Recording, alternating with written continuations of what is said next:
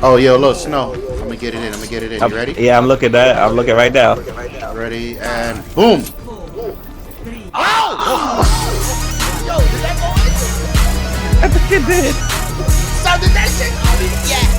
I think it did, Steph Curry. What is the deal, beautiful people? It's your boy, Uncle Rza. Before we start talking about Overwatch, let me let you know this video will be published on both channels. That's right, we have Lifestyles Defined, which is our tech channel, and a bunch of other stuff. Link in the description below. And also it'll be posted on Ignorant Gamerz, which is our gaming only channel. Link in the description below. So depending on where you see this, check out the other channel. You might be interested. You never know. So let's talk about Overwatch. My god, this game is amazing. This is one of those games where I sort of got a glimpse of it when they first released the trailer, and I thought it was pretty dope what I saw, but it was still a concept trailer, right? And then I saw some footage of it and I was like, huh, this looks like something heavy from the PC world. And I did raise my eyebrows and I kept it chugging because I'm not in that mode where I'm excited for new games coming, because I'm just so sick and tired of being disappointed. But let me tell you, my friends, this game right here is far from a disappointment. So if I had to, in one sentence, tell you what Overwatch was about, I would say it's a well-balanced arena shooter with a crap ton of character types, and that really lends to a dynamic match every single time.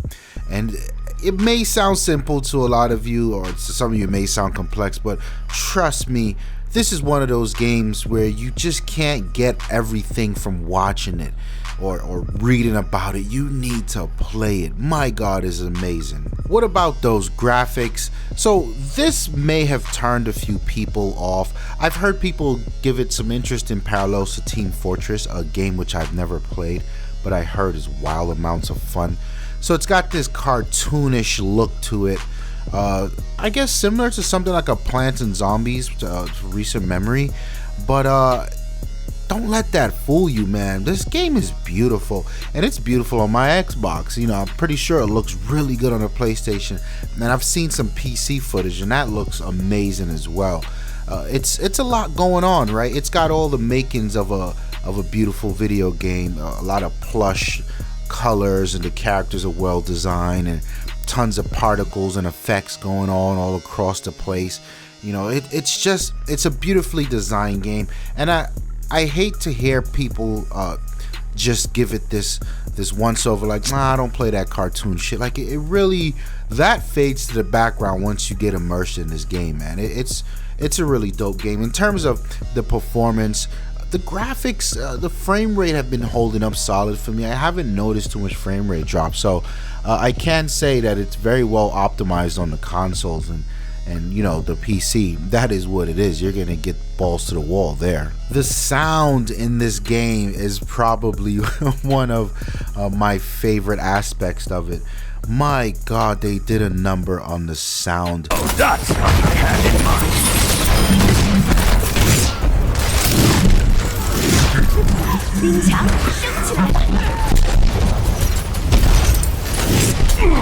Oh, let's break it. Damn!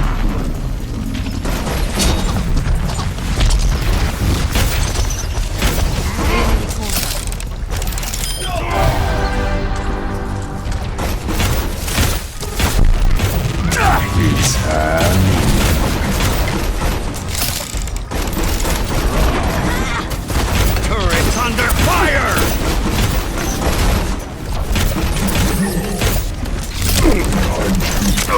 Drop the beat. Using the KO.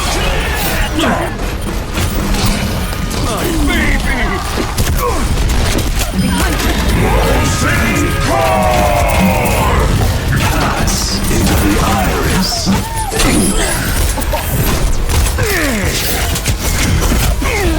Fire at will. There's something like what was it, like 18 or 20 characters, whatever the character counted. It's really high, and each character has so many sounds that are unique to them. It is crazy. Everything from the weapons to the secondary weapons to reloading mechanics of the character's gun, the voice cues. For instance, one of the favorite ones is the cowboy McCree.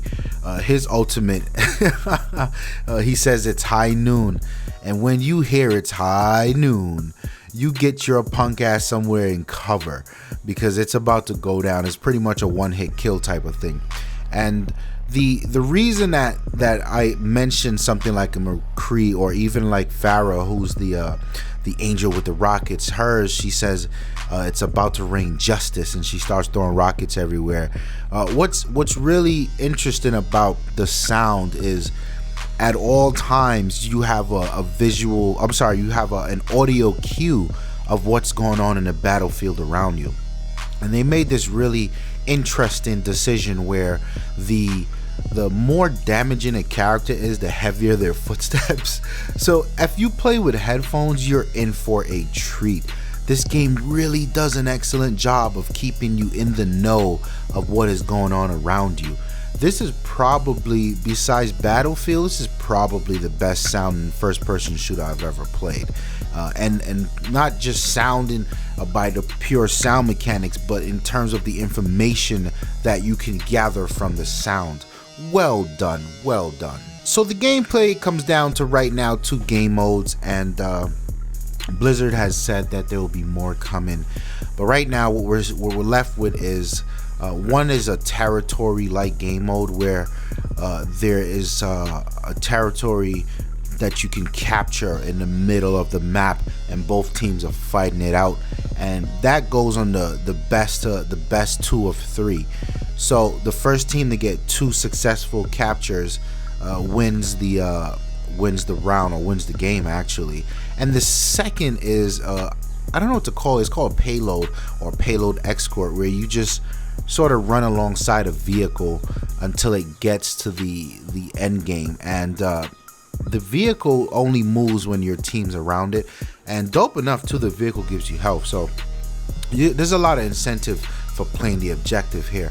But the gameplay, like I mentioned before, was heavy on the arena stuff. The I want to say dynamics between the characters are just amazing, and this is something that I kind of think about on a Rainbow Six level. And what was supposed to make Rainbow Six so amazing was the endless possibilities that you can have with your characters' abilities and your teammates' characters, and the synergy between that. Overwatch takes that to a whole nother level, man. It is amazing. I mean, there's the all-out killers like the soldier guy. He's got this machine gun that fucks people up in long distance, medium range, but he doesn't have much health. Then you've got the Reaper. This like the devil guy with the 2 shotguns, do wild amounts of damage up close, but he ain't shit at medium or far. Then you've got the other builder classes where you got Torbjorn. That's the troll that I like to use.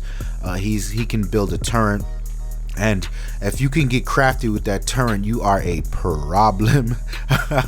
You got healers like the Mercy, which she can continue to heal the whole squad, or she can lock on to any one teammate to continue to give health, or she can switch that healing ability to a damage boost. So you can pair her damage boost with something from like a Pharah, who's one of the attackers, with rockets, and you just get this crazy overpowered chick throwing rockets everywhere. And it's so much of these instances where you see teamwork paying off in a way where I've actually personally never seen in a first-person shooter, and I think it's just such a dope mix.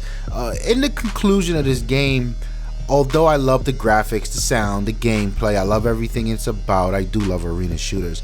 I think most of the applause here should come from the decisions that were made, and not only balancing the characters and really paying attention to the synergy, but even some of the political decisions behind this game. For instance, the price. This is a $60 game versus something where you get that Battlefield, you're gonna pay $120 for the DLC coming year 1. Blizzard's not doing that. They're charging you $60 out the gate. All the characters are unlocked, so there's none of that bullshit where if you buy the game late, you know, everyone's running around with better guns than you and all. No, everyone has the same thing from the start, which means when I purchase it on my PC, my stats move over and everything is unlocked, and I don't have to worry about being at a disadvantage because I wasn't on that specific platform from day one. I can get in and get right to work.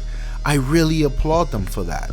And then even with the microtransaction stuff, there's microtransaction, but one, it's nothing game breaking, right? You can't pay to win, meaning you won't be able to spend $20 and get this super powerful gun. That's not how it works. Things that are for sale in this game are outfits, character models, spray paint for the walls, silliness, voiceovers, and I think it should be that way. And that money is going towards funding the content that will be coming to the game in the future, and that's a model that we've seen successfully executed with Halo 5. So yeah, I really dig everything about this game, and I realize it may not be for everyone, especially you got the Call of Duty and the Battlefield communities snobbing up their nose. Right now, guys, your game of choice isn't out to play. You got to be tired of playing the same old shit. Believe you me, this game is wild amounts of fun. It's something that you can enjoy for the summer. I really do enjoy the timing of it because I have a hard time admitting that or even believing that I would be playing this game had it launched later in the year with Battlefield on the horizon and even Forza 3. This game would not have gotten much playtime, but wow, great timing, great execution, great game. This game is definitely a buy, ladies and gentlemen. It's your boy, Uncle Rza. I'm out of here. Peace. Shit, they killed the Widowmaker. I would have left her ass back there. Mercy, mercy. I'm pushing up already. Run, bitch. Run. Run. Let me get these wings.